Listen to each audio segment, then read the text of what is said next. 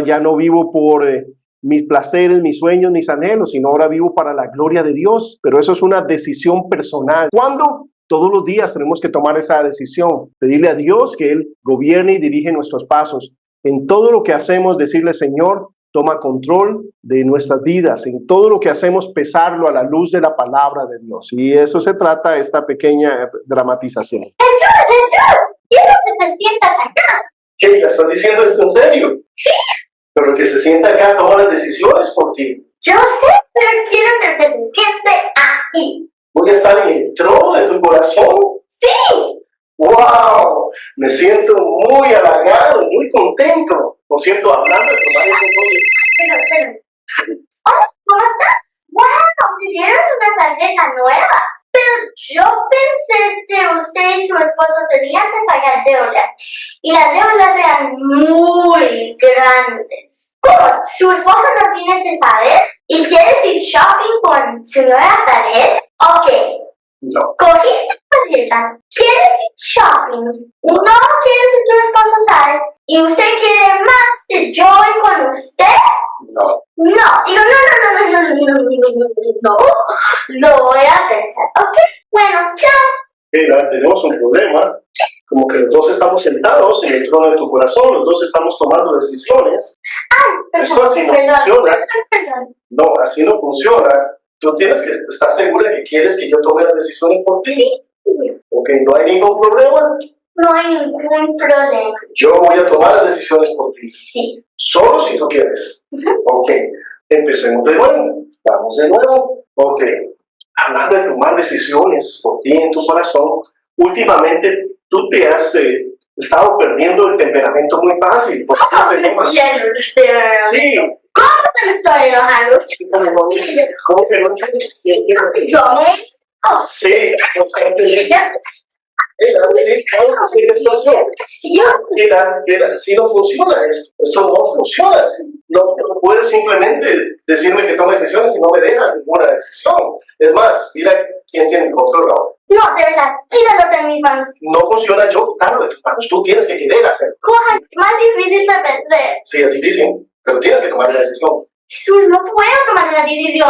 Ya la tomas. Un cristiano dominado por el Señor deja al Señor tomar la decisión. ¿Qué significa que el Señor tome la decisión en este caso? Que voy a actuar bíblicamente, que voy a actuar de acuerdo al consejo de Dios. Por ejemplo, en este caso, el personaje de Keila tiene que ser luz. A esa amiga que viene en medio de querer más bien endeudarse. El hecho de que Dios esté gobernando mi corazón afecta a todas las personas a mi alrededor. Me afecta a mí y a las personas a nuestro alrededor. Pero, ¿qué es lo que pasa ahí? El reto que tenemos siempre. Queremos ser populares. No nos gusta, ¿verdad?, decirle no a las personas. No nos gusta, ¿verdad?, esa confrontación. Pero muchas veces es necesaria por amor a las personas. Pablo no es ajeno a esto y él dice, por amarlos más a ustedes me van a amar menos, pero necesito hacerlo, necesito corregir, necesito instruir. El cristiano vive bajo otros principios y otros valores. Por ejemplo, esta persona puede venir donde Keila a pedir consejo acerca de cómo salir de deudas. ¿Y qué es lo que pasa? Que lo primero que tenemos que hacer es no gastar, guiarla en el proceso del Señor. Entonces, eso implica ¿qué? Hacer cambios en la vida que muchas veces no queremos hacer. Porque aquí apunta la consejería bíblica, a morir a nosotros mismos, a dar el señorío al Señor.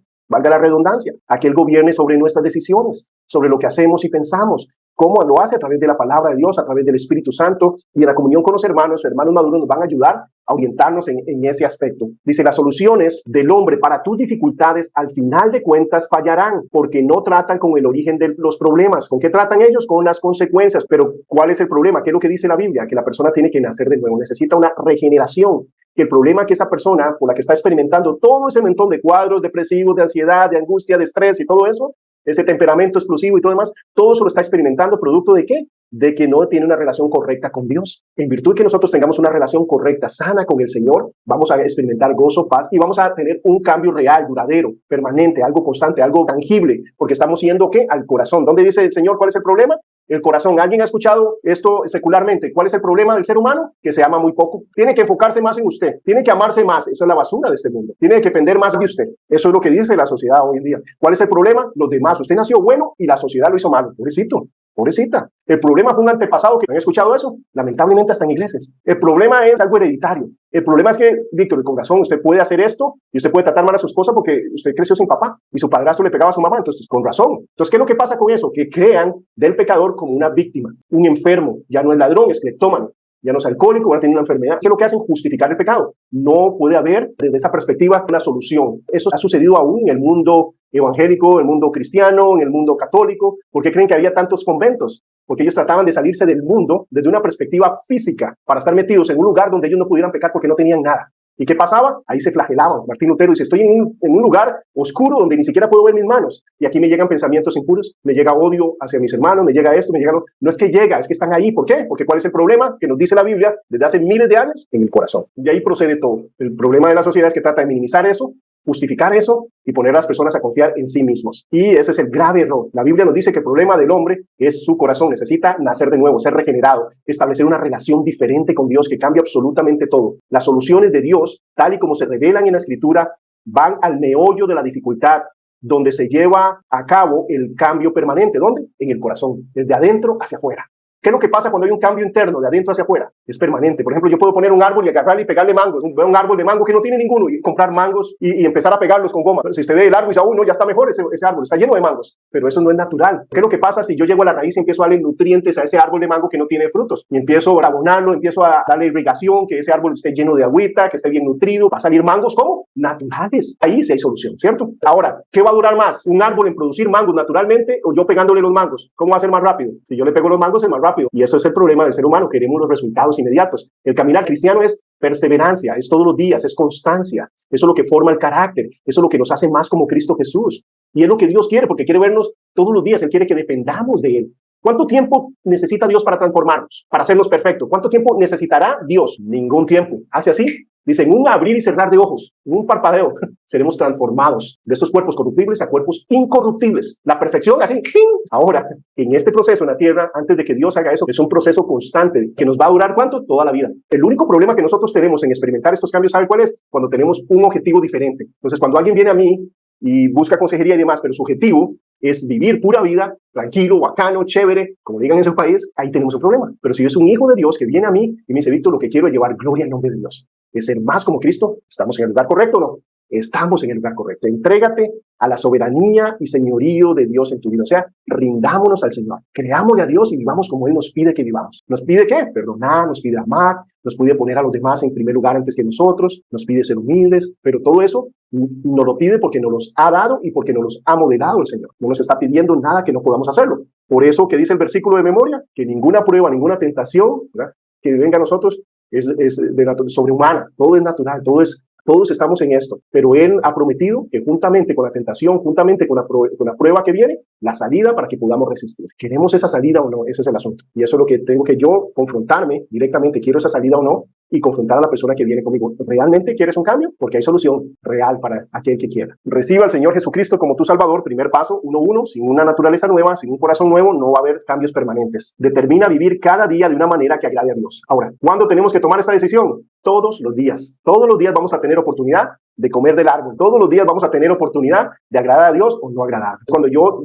vivo por eso, cuando tengo un objetivo claro. Estaba escuchando un testimonio de Arnold Schwarzenegger, este fisiculturista. Él decía que el 73% de los americanos están en trabajos que aborrecen, que odian. El problema que tienen ellos es que están en un lugar donde ellos no tienen metas, donde no tienen un objetivo. El lugar donde estoy yo tiene un valor. Entonces él dice, como era un fisiculturista, cada pesa que yo levantaba era con un objetivo. Yo tenía un propósito en mente. Y yo decía, esto me está matando, pero esto es porque mi objetivo es aquel, mi meta es aquella. Entonces, en base a que tenía una meta, esto no lo estoy haciendo por hacerlos. ¿Qué pasa cuando esto yo lo estoy haciendo por hacerlo? En cualquier momento lo dejo botado. Hemos dejado cosas botadas porque muchas veces no tenemos un objetivo claro. Bueno, en la vida cristiana, cuando mi objetivo es vivir por Cristo, para su gloria, para su agrado, para la edificación del cuerpo de Cristo, para peso de gloria, nosotros tenemos que saber que cada circunstancia que nos rodea, cada cosa en la que nosotros estamos, tiene un objetivo. Estamos ahí no por el azar. Entonces, por ejemplo, el barrio donde yo no estoy aquí por casualidad. Primero, le doy gracias a Dios por estar en este lugar. Y segundo, debo reconocer que mis vecinos tienen diferentes necesidades. Algunos necesitan ser salvos, algunos necesitan ser edificados, algunos necesitan ser corregidos. Ahora, ¿eso lo hace quién? Dios, no yo. Entonces, ¿qué es lo que yo tengo que hacer? Una rodilla, dar testimonio, y estar abierto ¿a qué? A las oportunidades. Saludo amablemente cuando veo una oportunidad, que las circunstancias que me rodean también, que el sentido de que como no me daban el vehículo en ese momento, hablando del vehículo que estaba importando y no me lo daban, eso que hizo generó que pudiera pasar horas con el muchacho que me está ayudando. Entonces, aunque mi objetivo era tener el carro, el objetivo de Dios era salvarlo a él, ¿verdad? Entonces yo no estoy ahí solo por una cosa, tengo que ver que estoy acá con un objetivo y un plan espiritual de parte de Dios. Una vez mi esposa trabaja en la casa, ¿verdad? Es ama de casa. Yo quiero que el que yo esté en la casa afecte a mi hija, el que yo esté en la casa haga que mi hija sea sólida, firme en el Señor, en seguridad, que crezca en esto y lo otro y demás. Y es eso, ¿verdad? Ser conscientes de que cada instante es importante porque estamos invirtiendo, el Señor nos manda eso. Entonces debemos determinar, ahora cuando hablo de determinar es que es una decisión ¿de quién? Mía. No es quítame esto, Señor, pum. Podemos pedir todo eso, pero vaya a tener que yo determinar. Soy yo el que determino, como cuando determino no hacerle caso a Dios, igual debo determinar hacerle caso a Dios, obedecer al Señor. Entonces son determinaciones que las personas tienen que ser conscientes. Por eso la sociedad constantemente manda a enfocarnos a nosotros. ¿Qué manda la Biblia? A depender de Dios, no de mí. Porque, por ejemplo, si fuera por mí, yo no estaría dando clases, yo estaría viendo televisión, viendo algún partido, yendo a jugar fútbol, hay un montón de otras cosas que a mi carne le gustarían más, pero mi espíritu, su necesidad es diferente. Cuando uno determina vivir por Cristo, las cosas cambian. Yo sé que no sé cuánto tiempo me quede de vida y un día voy a estar con Dios cara a cara. Y estamos hablando de lo eterno, de lo que es por siempre y para siempre.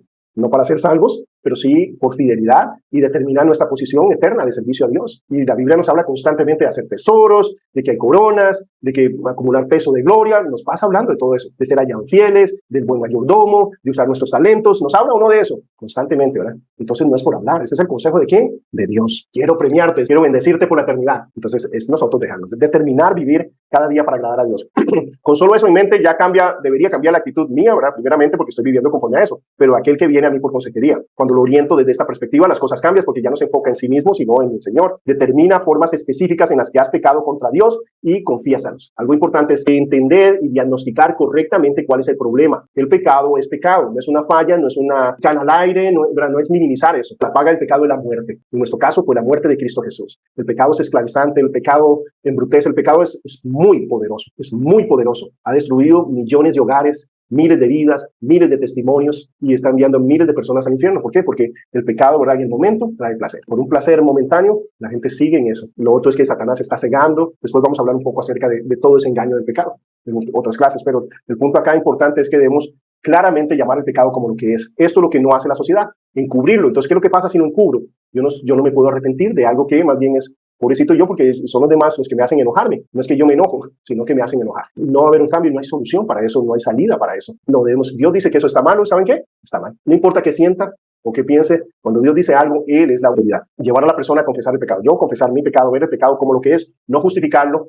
Hay un problema con esto cuando bajamos el estándar de Dios a nivel de los seres humanos, a nivel de alguien que pasa por alto las faltas. No, Él molió a su propio hijo, Él le dio la espalda a su propio hijo. ¿Por qué? Porque llevaba mi pecado. Dios es completamente santo y justo. En la cruz miramos su gracia, su misericordia y su justicia. Nuestra salvación es gratuita, pero no fue barata, en lo más mínimo. Fue muy, pero muy costosa. Y es el regalo que Dios nos da. Entonces, algo importante es que la persona encuentre y nos justifique el pecado. Dice en 1 Juan 1:9, dice, si confesamos nuestro pecado, debemos confesarlo, debemos entender que es una ofensa. Cuando uno habla de arrepentirse es llegar a la conclusión de ponerse de acuerdo con Dios. Esto me destruye, esto está mal.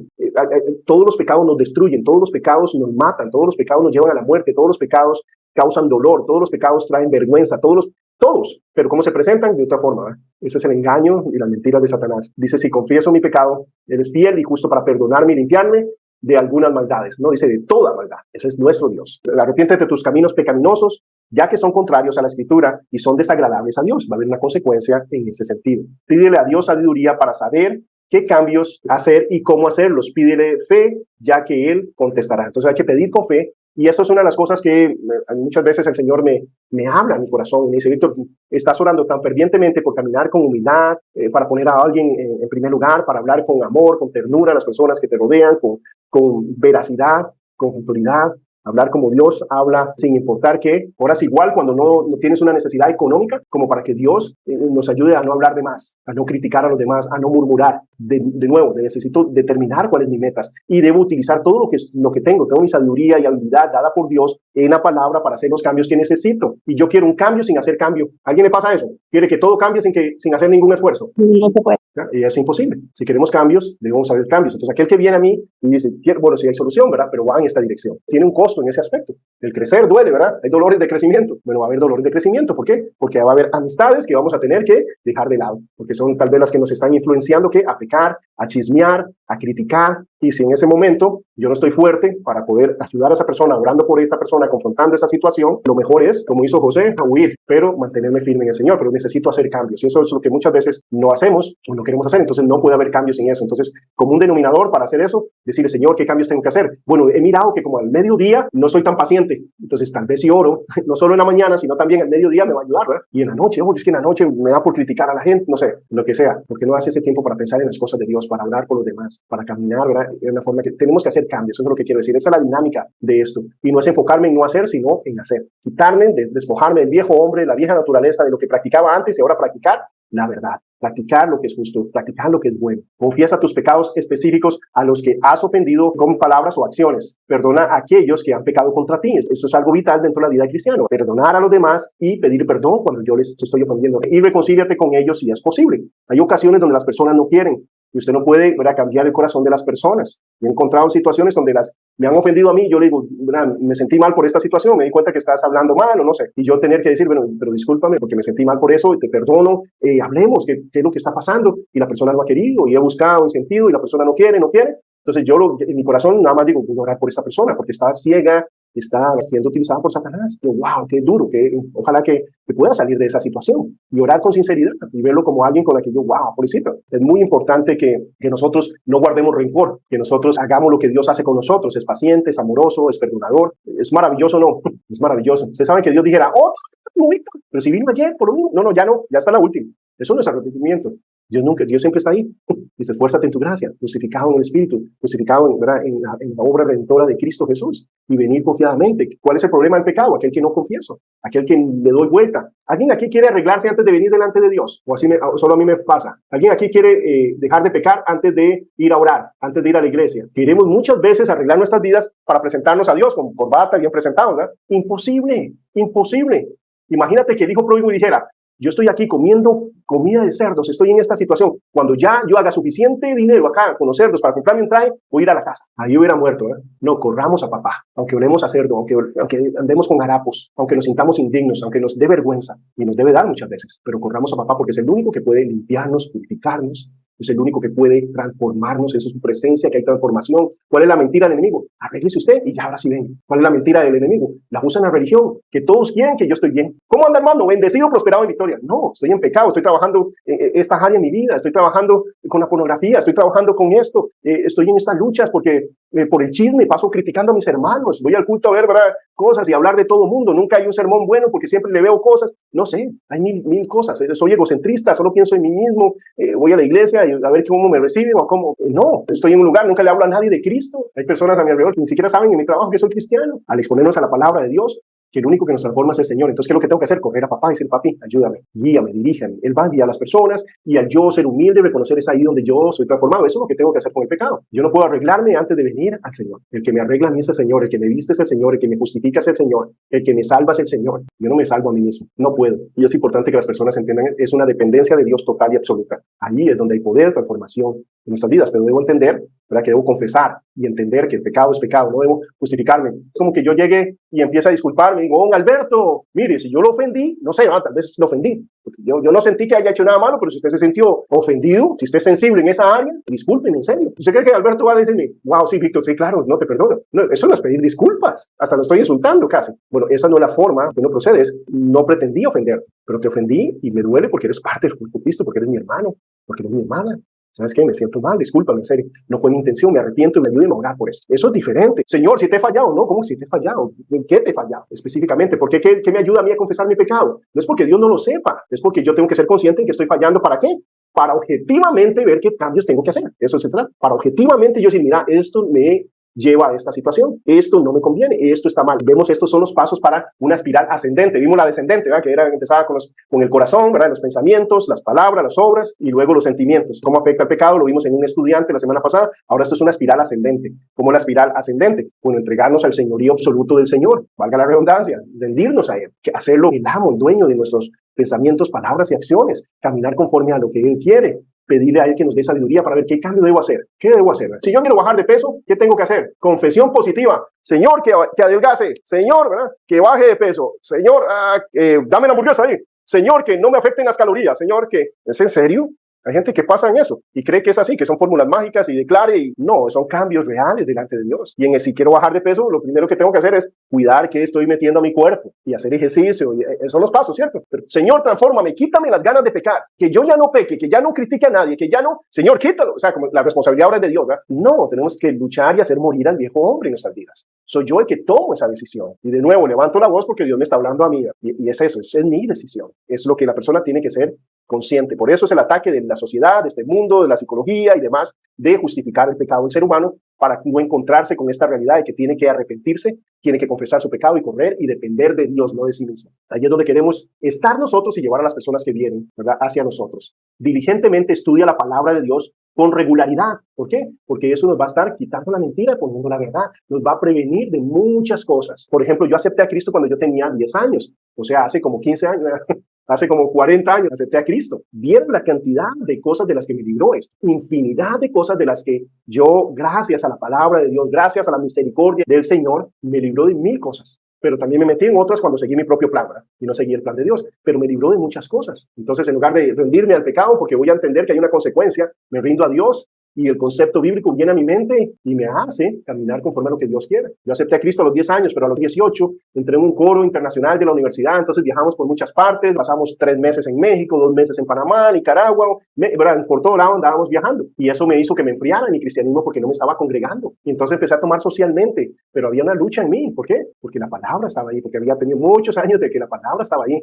Entonces, en medio de una situación, y tal vez, ¿verdad?, ahí en un ambiente, ¿verdad?, social, ¿verdad?, yo con una cerveza, y no, puedes tomar Coca-Cola, por favor, no se sientan, ¿verdad?, tratando yo de tranquilizar mi conciencia, ¿verdad? Y todavía iba a la iglesia y hablaban del rapto de la iglesia, hablaban de la segunda venida y el corazón y me temblaba, yo, ¿seré o no seré? ¿Por qué? Porque estaba en una situación fatal, pero por la palabra que estaba ahí. Por eso es maravillosa la palabra, hasta que el momento que el Señor me dijo, escoja, después de 2 años de estar en ese infierno, porque era un infierno, porque el pecado trae placer, pero después del placer, para un cristiano, ¿qué es lo que viene? Vergüenza, amargura, temor, ansiedad, depresión, gastritis, colitis, y siga, ¿verdad?, la historia. Presión, estrés, todo eso, porque uno sabe la realidad de quién es Dios. Qué importante que nosotros tengamos la palabra de Dios en nuestras vidas con regularidad. El Señor también me dice, hey, no se trata de que se trate mal, no se trata de que se sienta condenado y separado de mí, no se trata de confesar mi pecado para yo poder abrazarte, se trata de correr a casa, pero vuelvo a hacerlo. Te amo, Señor, pero derroché todo lo que me diste. Mi hijo estaba perdido, ahora güey. Ese es papá, esa es nuestra realidad en él, pero la palabra es la que me da esos conceptos. El enemigo quiere separarme de eso.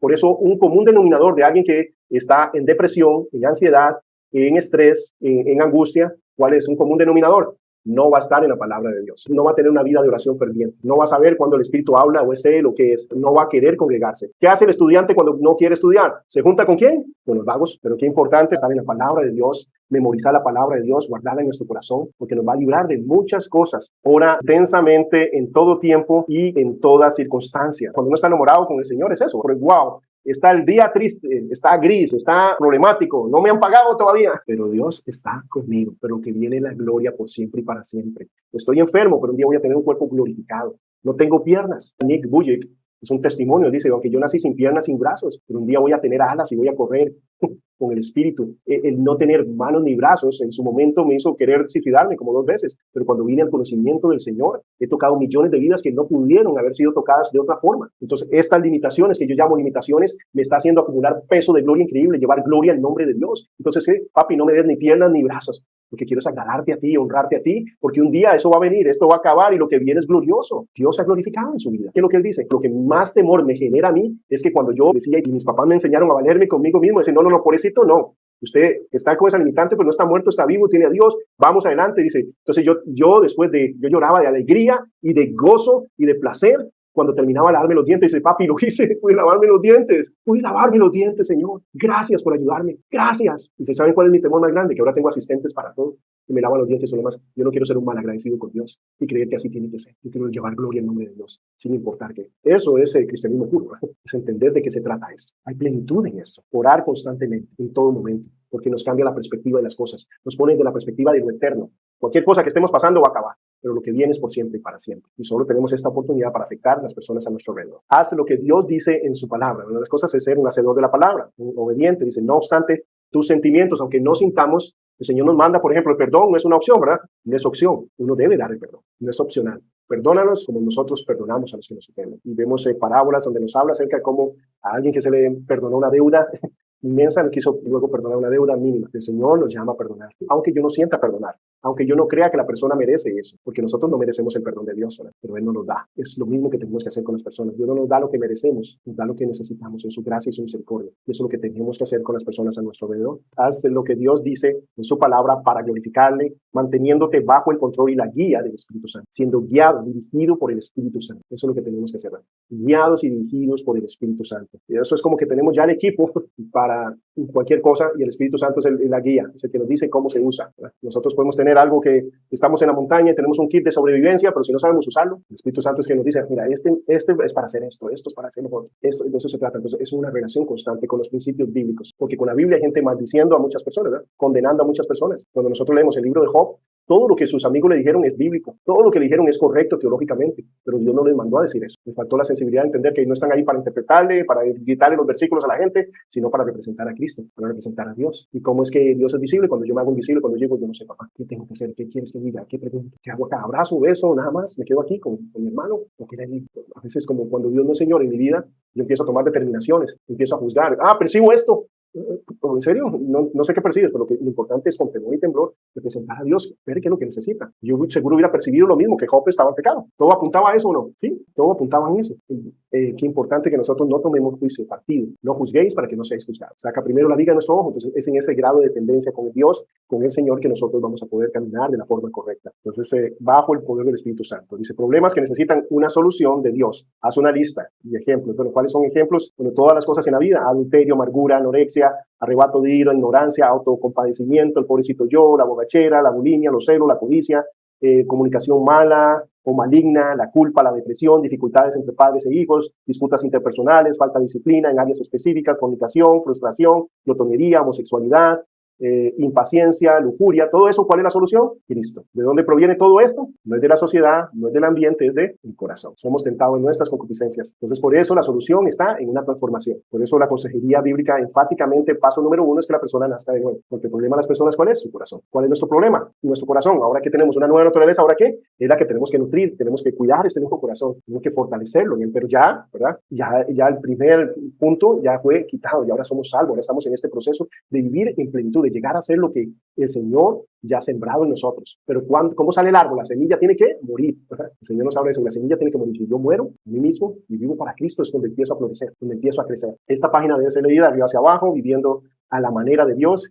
Quiere decir poner a un lado el autocentrismo y comprometerte a seguir la palabra de Dios a pesar de cualquier sentimiento contrario. Si haces esto, Dios te bendecirá. Poner a Dios en primer lugar. Entonces, ¿de qué nos habla? ¿Verdad? Nos habla, dice, ten vida abundante y llena de paz y de gozo de Dios.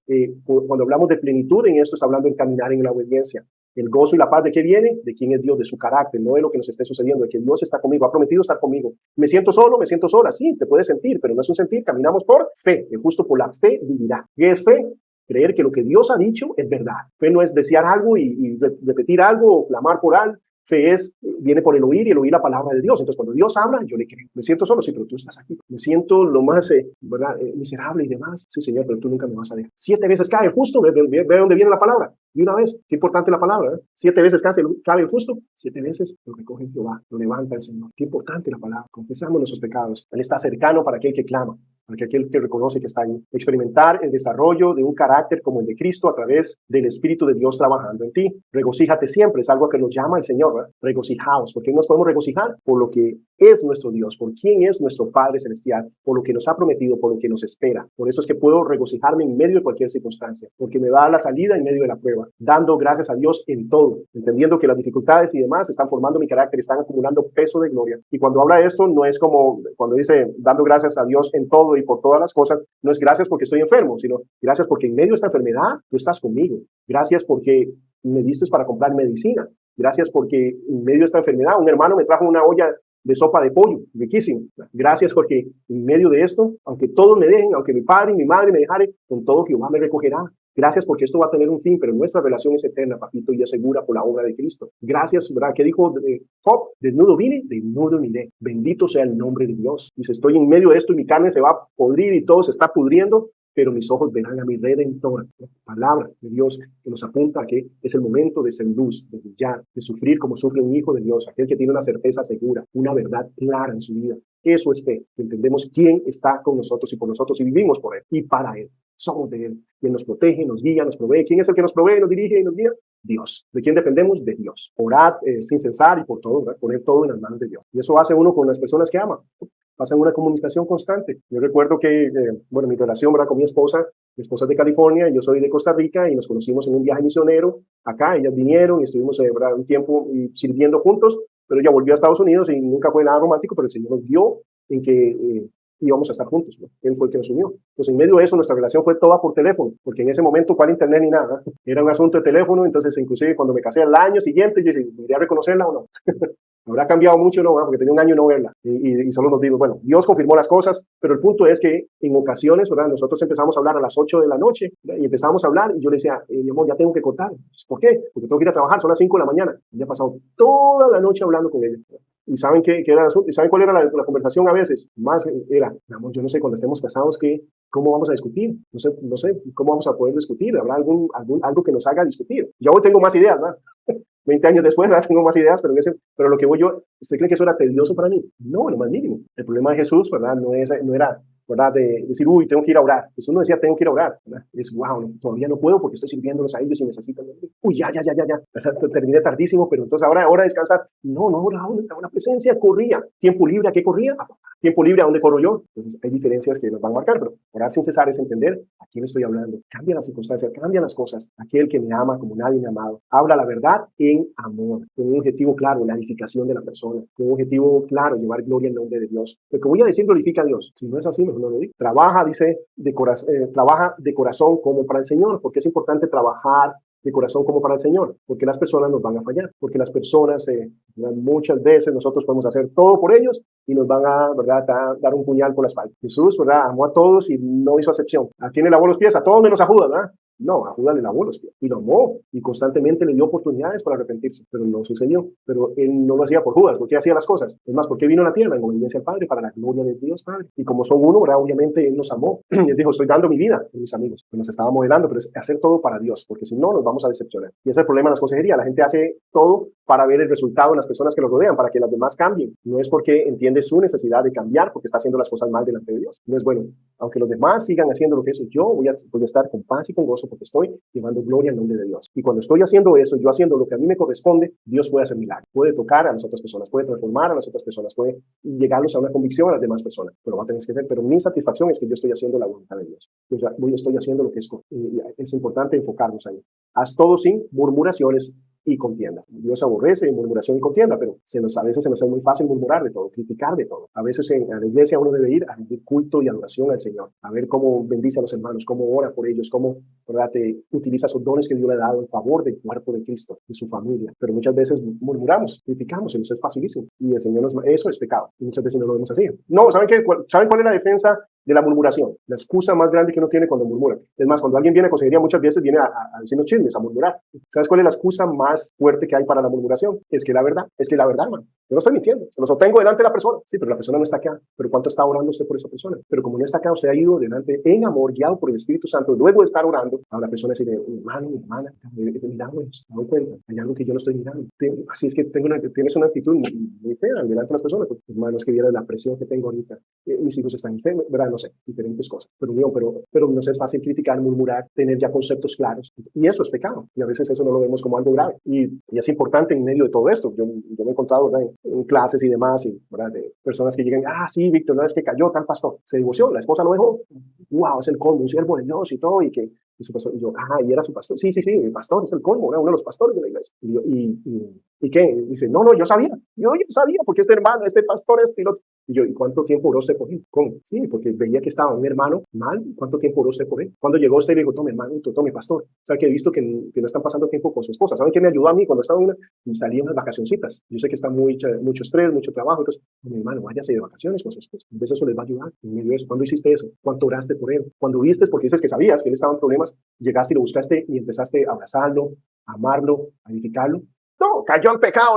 Si él cayó, caímos todos y está en tu iglesia. ¿En qué aspecto? No que exoneremos de culpa a quien, ¿verdad?, que tiene la culpa, ¿verdad?, en el sentido de asumir lo suyo, pero yo también tengo una responsabilidad porque yo soy parte del cuerpo de Cristo y yo no estoy por estar ahí, yo estoy para unificar al cuerpo de Cristo. Yo soy parte vital. Los pulmones están para oxigenar ¿qué parte del cuerpo? Todo el cuerpo. El corazón está para bombear sangre ¿a qué parte del cuerpo? A todo el cuerpo. El estómago, ¿qué es lo que quiere? Extraer los nutrientes ¿para qué parte del cuerpo? Para todo el cuerpo.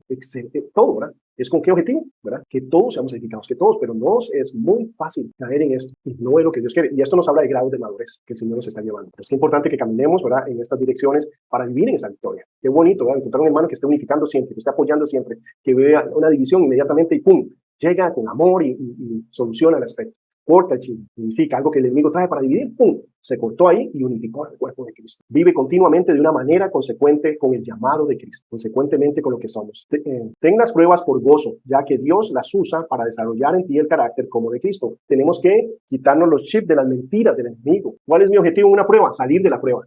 Entonces, bueno, ¿qué me está enseñando Dios en medio de esta circunstancia? ¿Qué puedo hacer yo aquí para llevar gloria al nombre de Dios? ¿Qué puedo hacer yo? ¿Qué provecho le puedo sacar a esta circunstancia que no me gusta? A esta situación que no me agrada. Recuerdo que en una ocasión yo estaba en un trabajo y, ¿verdad?, tenía un compañero increíblemente, ¿verdad?, déspota conmigo, ¿verdad? Entonces era una tras otra cosa, pero yo tenía algo claro: Dios puede quitarlo a él, ¿por qué no lo quita? Tiene un objetivo. ¿Saben qué pasa si me voy a otro trabajo para huir de la circunstancia? Va a llegar otro, o puedo estar aquí, crecer, y si Dios cierra la puerta, que sea él, y le doy las gracias, ¿cierto? Pero que sea él el que abre y que cierre las puertas. Pero él me está enseñando algo en esta circunstancia, en esta situación que no me gusta. ¿Qué es lo que hace la mamá, verdad, de las águilas cuando ya los aguiluchos están listos para volar? ¿Qué hacen el nido tan suavecito y lleno de plumas? Mete espinas. No es porque ya se cansó de ellos, no es porque no los ama, sino es porque tienen que salir. Si el nido sigue siendo, van a pasar ahí, va a ser inmenso, no va a caer en el nido y va a estar ahí. Pero las espinas lo hacen moverse, no, ya no es confortable el nido. ¿Qué es lo que va a hacer? Invitarlo, retarlo, ¿qué? A volar. Así son las pruebas.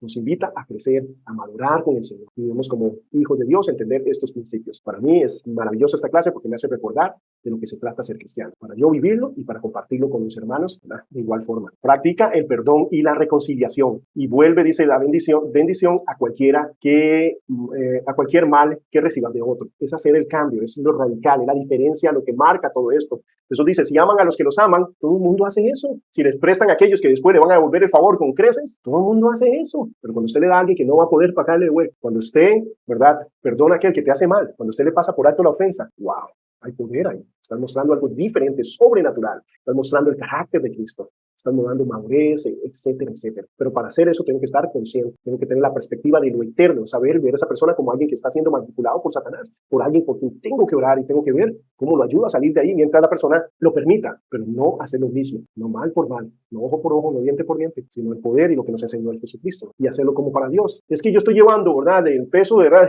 no por 1 milla, sino estoy llevando las 3 millas al soldado y el soldado no cambió. Bueno, tal vez no era por el soldado, tal vez hay otra gente alrededor que está viendo tu ejemplo y son los que Dios está afectando, porque no sabemos. Pero hacer lo correcto tiene frente un fruto, pero no lo haces por él, lo haces porque Dios te manda a hacerlo en obediencia, en amor. Y tener esto claro: Dios nos manda a practicar el perdón y la reconciliación constantemente. Debe ser algo intrínseco en nosotros. ¿Es algo fácil? No es algo fácil, pero debe ser algo natural de nuestra nueva naturaleza, porque es lo que Dios hace con nosotros constantemente. Y de esa misma forma tenemos que hacerlo con las demás personas a nuestro alrededor. Dios nos manda esto. Alguien que a mí me impresiona, ¿verdad?, en este capítulo de lo que es propiamente el perdón y la reconciliación es Corrie ten Boom. Corrie ten Boom fue una holandesa que vivió en el tiempo de Hitler. Ella y toda su familia, la familia Boom, tenían una joyería en Holanda y en eso llegaron, ¿verdad?, los nazis y empezaron a perseguir a los judíos para matarlos y demás. Ellos, a pesar de que al ser holandeses los nazis no los estaban persiguiendo, aún así decidieron empezar a ocultar judíos en su casa. Lo hicieron por mucho tiempo, salvaron la vida de muchos, pero en medio de eso fueron atrapados por la Gestapo y fueron enviados a un campo de concentración nazi. En medio de eso ella dice: es ahí donde yo miré claramente a mi Señor, porque en los momentos de crisis es cuando más claro entiende uno el amor de Dios para con nosotros. Y no sé si usted tiene claro cómo Jesucristo fue expuesto desnudo en una cruz, la vergüenza y todo lo que implicaba, porque así era. Obviamente en las películas no se mira así, pero él estaba desnudo, clavado en una cruz, porque lo que buscaba era la vergüenza, la deshonra que tuviera ahí, que está por malhechor, por malvado, que merece eso. Era como un linchamiento, ¿verdad?, popular, desde la perspectiva, ¿verdad?, del Imperio Romano. Es para que vean lo que le pasa a aquellos que no cumplen con la Pax Romana, o sea, que no obedecen a Roma. Eso es lo que sucede. Así que piensen, eso es. Pero ella dice que en un momento, imagínense ella, ¿verdad? Siendo una mujer de pudor y todo lo demás, tener que desfilar en medio de un invierno, no en Costa Rica, ¿verdad? Un invierno en Alemania, o sea, con nieve y demás, en medio de esas calles frías y demás, desnudar, caminar completamente desnudo. La humillación tan grande, ¿verdad? Una mujer, ¿verdad? Que amó a Dios y demás, con su hijo, con su hermana y demás, caminar desnudas por las calles de Alemania mientras eran escupidas, mientras se burlaban de ellas y demás. Nos dice, nunca vi más cerca a mi Señor Jesucristo que en ese momento, porque mientras yo caminaba desnuda, me llegó a mí como dice, un pequeño destello de que yo estaba ahí por asuntos militares, entre comillas, al ser un enemigo, Alemania me merecía estar ahí, pero Cristo estuvo desnudo en esa cruz sin tener que hacerlo, siendo Dios perfecto, santo y puro, teniendo una vida impecable, estaba ahí en una cruz, desnudo por mí. Y si eso me hizo amar más esa cruz, eso me hizo amar más a Cristo. En otra ocasión cuenta que, hablando acerca de dar gracias en todas las circunstancias, en todas las dificultades, en el libro, ¿verdad? Ella cuenta que en una ocasión ellos estaban en estas, ¿verdad? En estos lugares de concentración, en estas barracas, y en medio de eso están un grupo de mujeres, ¿verdad? La cantidad increíble, ¿verdad? De mujeres ahí sin las condiciones salubres ni nada. Y en medio de todo eso estaban llenos de piojos, pero una plaga de piojos increíble, que les comían la piel, ¿verdad? Era algo, ¿verdad? Asqueroso y demás. Entonces, era tanta las plagas de piojos que los soldados empezaron a alejarse de las barracas. Entonces, prácticamente ellas pasaban solas ahí por la cantidad, ¿verdad? Que las fumigaban y todo lo demás. En medio de todo eso, ellas estaban ahí solas en la barraca. Y ellos dicen, queremos darle gracias a Dios por los piojos. ¿Por qué darle gracias a Dios por los piojos? Porque el producto que hayan piojos aquí, los soldados no se meten a las barracas. ¿Y saben qué nos permite hacer eso? Hacer estudios bíblicos. Entonces, producto de los piojos, hay miles de hermanas ¿verdad? Que han venido a los pies de Cristo. Estamos haciendo servicios de adoración y alabanza al Señor. En medio de todo eso, gloria a Dios por los piojos. ¡Wow! Y para cerrar, una de las, ¿verdad? Son miles de historias que pueden ver, ¿verdad? En la historia de Corrie ten Boom. Ella terminó viviendo en Orange County, en California, cerca de donde vivíamos nosotros, y de hecho mi suegra la conoció y demás. Es increíble, ¿verdad? La historia de ella, pero al final, hablando acerca del perdón, ella viajó por todo el mundo, dando conferencias y demás, hablando acerca de amar y de perdonar a los demás. En una de las ocasiones, le tocó que en medio, después de hablar sobre el perdón y de amar a los otros, ¿verdad? Y cómo ella perdonó a las personas a su alrededor, ahí murió su padre, murió su hermano, murió su hermana, murieron en esos campos de concentración. Ella salió del campo de concentración por un error, ¿verdad? Se equivocaron del nombre y la dejaron salir antes de que terminara la guerra, y por eso sobrevivió, fue la única que sobrevivió de su familia. Pero en medio de estas conferencias llegó alguien y le estrechó la mano, le dice, Corrie, ¿me reconoces? Ella alzó la cabeza y lo volvió a ver, era uno de los generales que más daño le habían hecho. Y le dijo, Corrie, soy tu hermano. Vamos a pasar la gloria juntos. Dios me ha perdonado. Dice que en la mente de ella es, ¿cómo puedo perdonarlo? Lo único que viene a mi mente cuando veo su cara es verlo, ¿verdad? Golpeando a mi hermana, sangrando simplemente porque le placía hacerlo. Cuando le daba la gana hacía eso. Recordaba los años de sufrimiento y demás, de hacinamiento de parte de este específico, ¿verdad? De soldado. Y dice, no puedo perdonarlo. Señor, vas a tener que perdonarlo por mí. Y recuerden, no es un sentimiento. Entonces dice que sintió el Espíritu Santo en ella y no le tomó la mano, sino que lo abrazó. Lo abrazó y le dijo, sí, mi hermano, Dios es grande, Dios es misericordioso y vamos a pasar a ti. Wow, hablando de perdón, ¿verdad? Y a veces nosotros no perdonamos al hermano porque nos sacó la lengua, porque habló mal de mí, porque me dijo pelonga.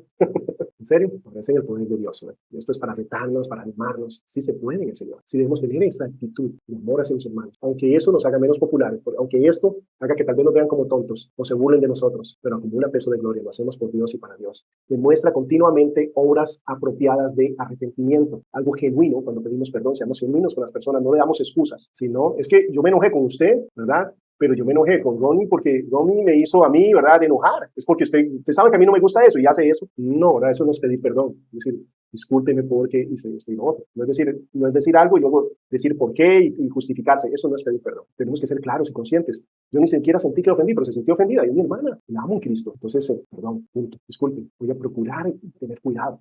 La forma de hablar, la forma de expresar. Sé compasivo, benigno, humilde, gentil y paciente. Estos son, ¿verdad?, características de alguien lleno del Espíritu Santo. Los frutos del Espíritu Santo se demuestran con esto. Pasar tiempo con Dios nos permite caminar de esta forma. Aprende, dice, amar a la manera de Dios. Amar a la manera de Dios significa a veces corregir. A veces, ¿verdad?, tener que decirle a un hermano, una hermana, no, ¿verdad?, esto es lo que dice el Señor aquí en la palabra.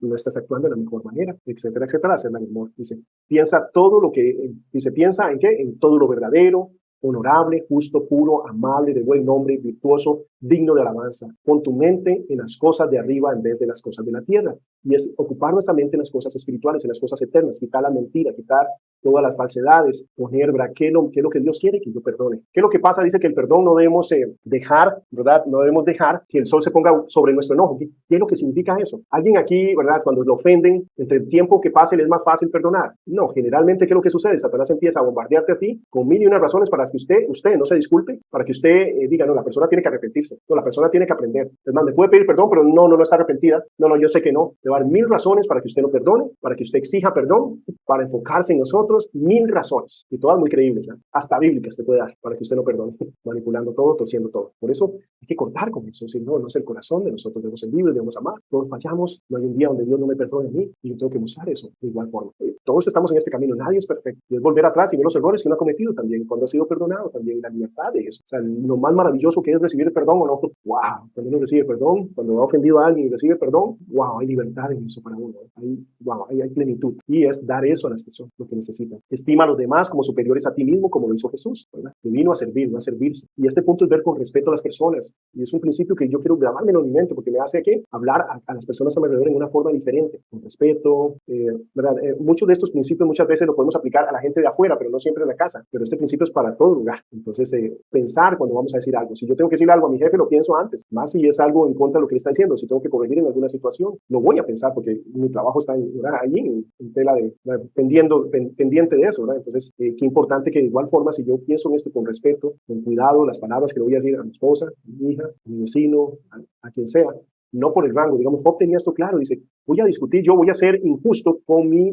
¿verdad? De esclavo, porque era un tipo de servicio, ¿verdad? Es algo diferente a la esclavitud en ese entonces que ahora, pero indiferentemente de eso, dicen que lo hizo a él, lo hizo a mí. Un día yo voy a estar delante de Dios y él va a estar delante de Dios. Y como yo fui con él, Dios me va a juzgar, porque él es un hijo de Dios, es un siervo de Dios, es una criatura de Dios. Entonces debo verlas con respeto, con autoridad, es un siervo, es una consierva, un consiervo mío, aunque sea mi hijo, aunque sea mi esposa. Y qué importante, ¿verdad? Ocuparnos de todo lo puro, en todo lo amable, en todo lo que es justo. Júzgate, dice, continuamente de una manera como bíblica. O sea, esto está mal, esto está bien.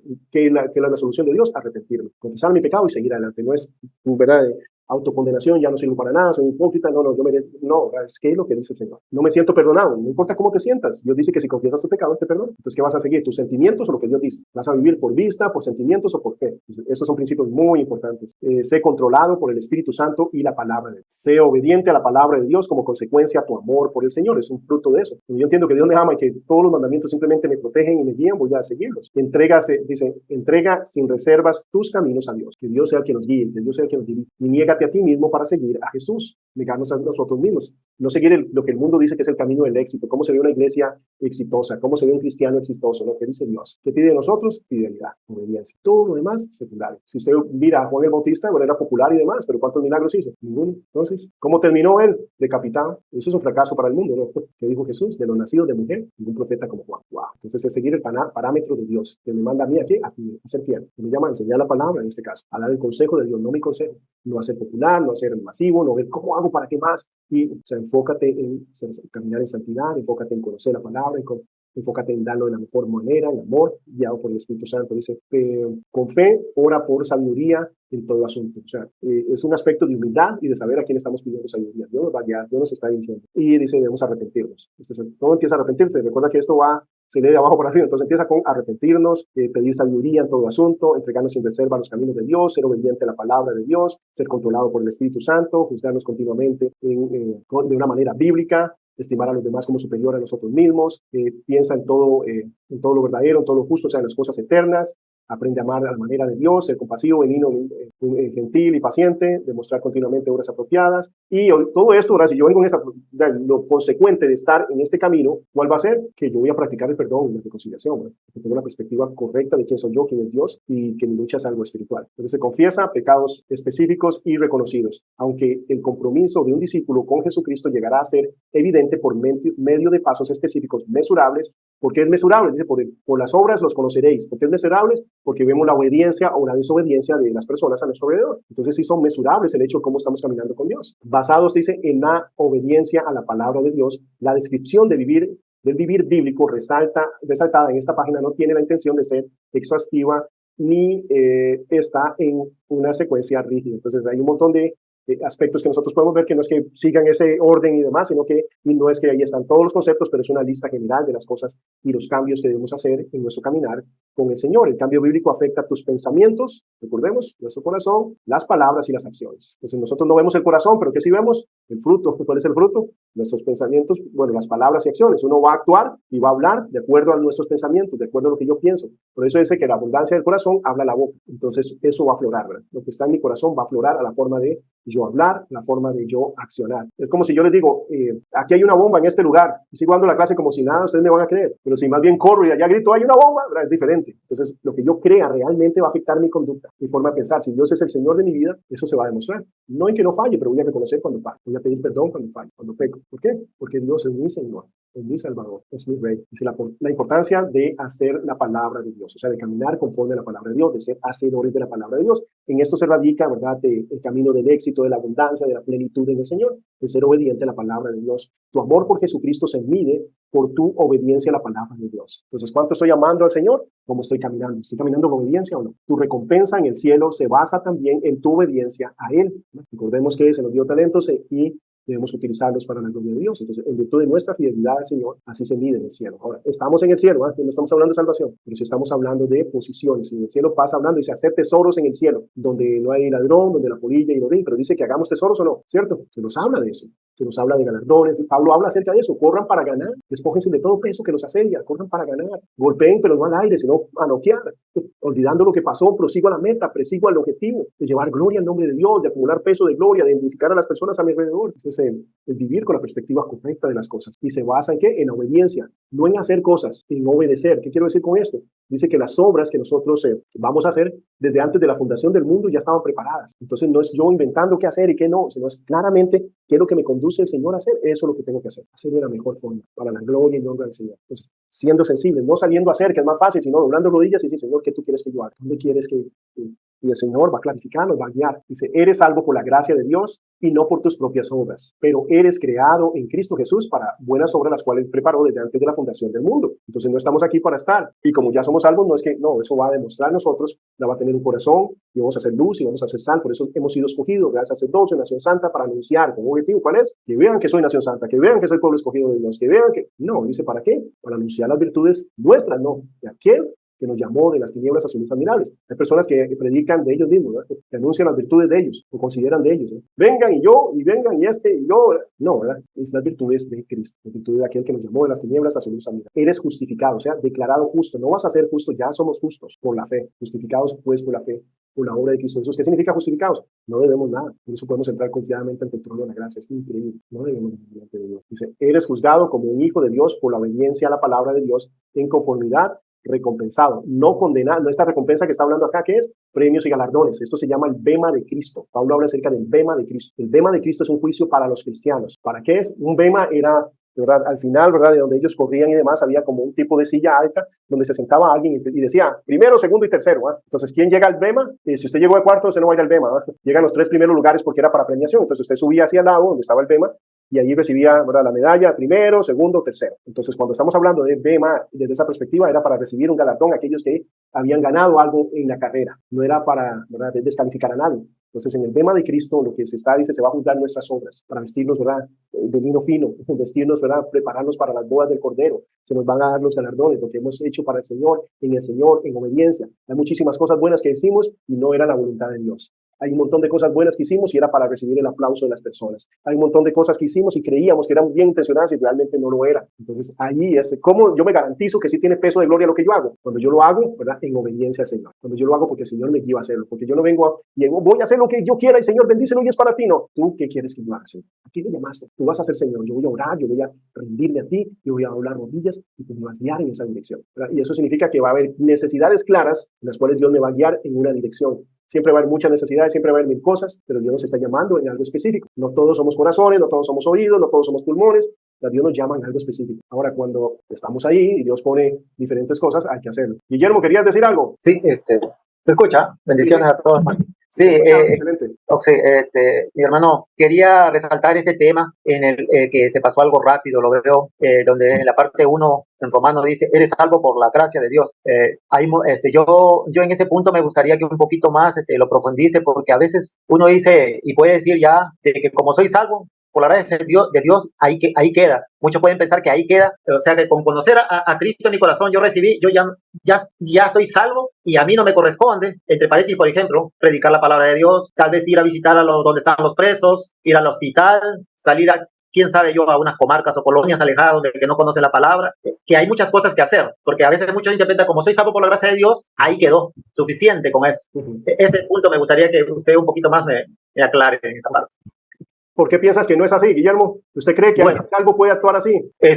Porque yo veo en mi alrededor donde me estoy congregando y en otras iglesias que muchos hablan de que por la gracia de Dios ya estoy salvo.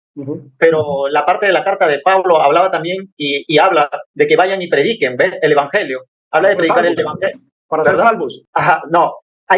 Para ser salvos no. Claro, para ser salvo es entregar la vida a Cristo, ¿verdad? Pero muchos consideran y que como yo ya soy salvo, yo ya, ¿para qué voy a ir a predicar? Como por decirlo. ¿Para qué voy a ir a hacer? Ajá. ¿Cuál es el problema que usted tiene para no ir a predicar? El problema, no, yo puedo salir a predicar el evangelio.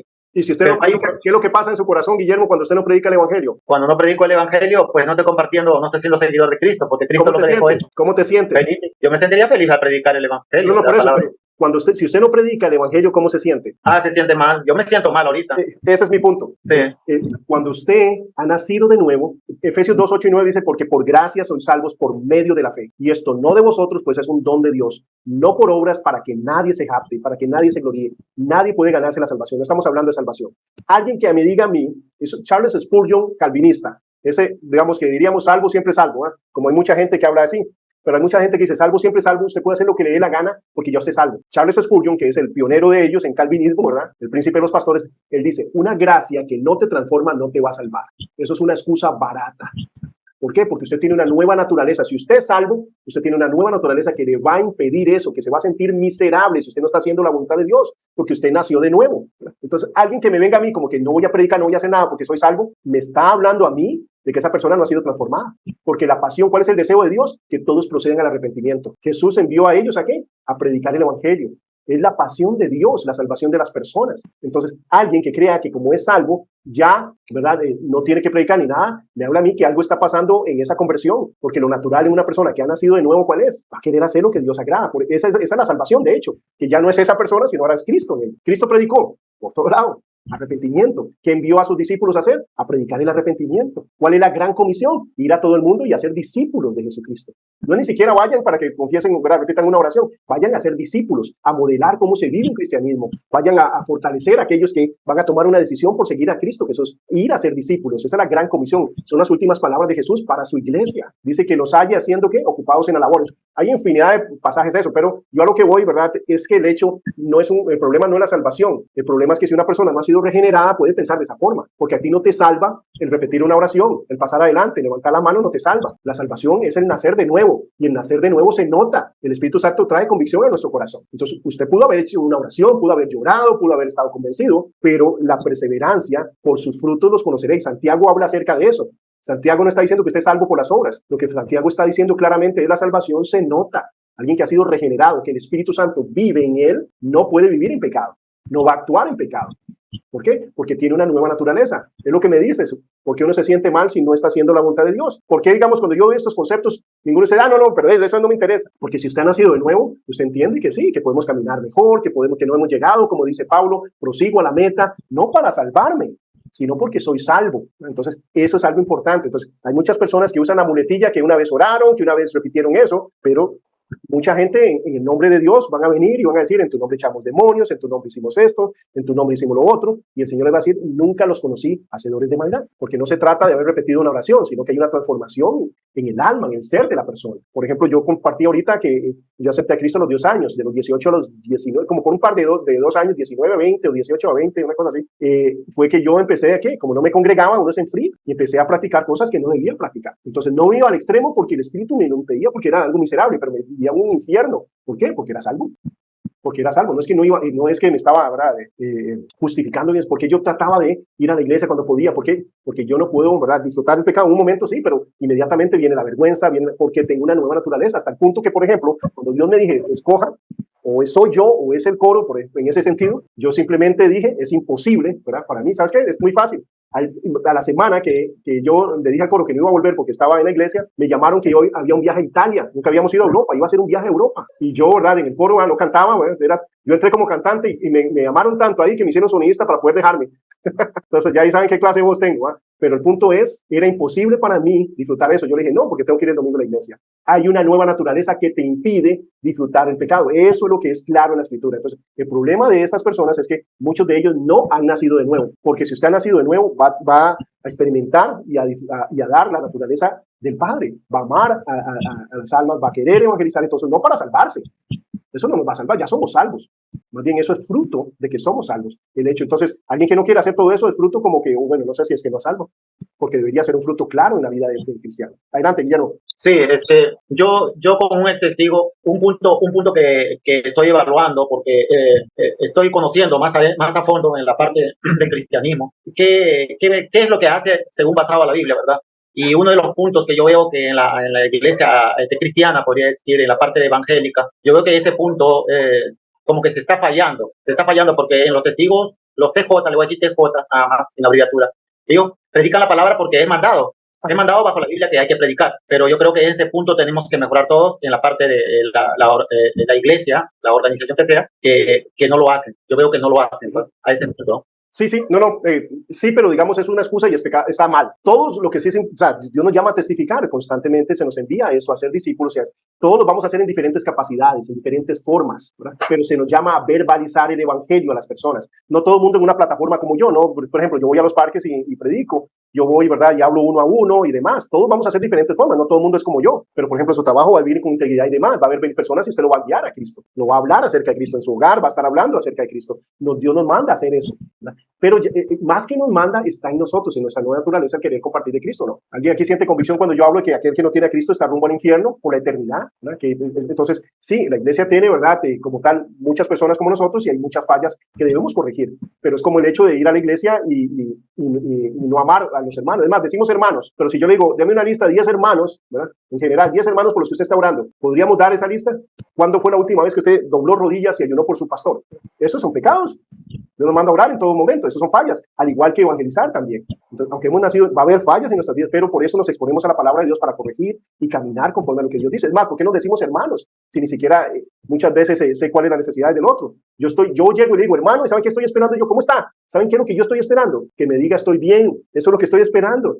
Yo no quiero que me diga, ay, Víctor, estoy en este problema, entonces, hasta termino tal vez teniendo que ayudarlo económicamente. Y nosotros somos muy egocentristas, pero Dios no nos llama a eso, nos llama a compartir eso. Entonces, una de las fallas de la iglesia sí es la evangelización. Y hay gente que lo justifica por medio de lo que es la predestinación. Dios predestinó a la gente para ser salvo, entonces no es nuestro trabajo. Bueno, no, Dios sí nos llamó y nos comisionó a eso, indiferentemente que Él sepa quién va a ser salvo y quién no, pero se nos llama a nosotros a todos. Jesús no dijo, bueno, aquellos que están predestinados, ¿verdad? No, Él dijo, vengan a mí, ¿quién? Todos los que estén cansados y cargados. ¿Quién no está cansado y cargado? La invitación era generales, entonces nos manda a nosotros a hacer lo mismo, de una y otra forma. Entonces, lo que pasa es que hay excusas baratas y lo otro también es que a veces no podemos pedir lo que no hacemos. A veces como pastores, simplemente hay que evangelizar. Para mí eso es igual que el padre de familia que le dice, la iglesia es buena, vaya usted, mi amor, vaya con mi hija.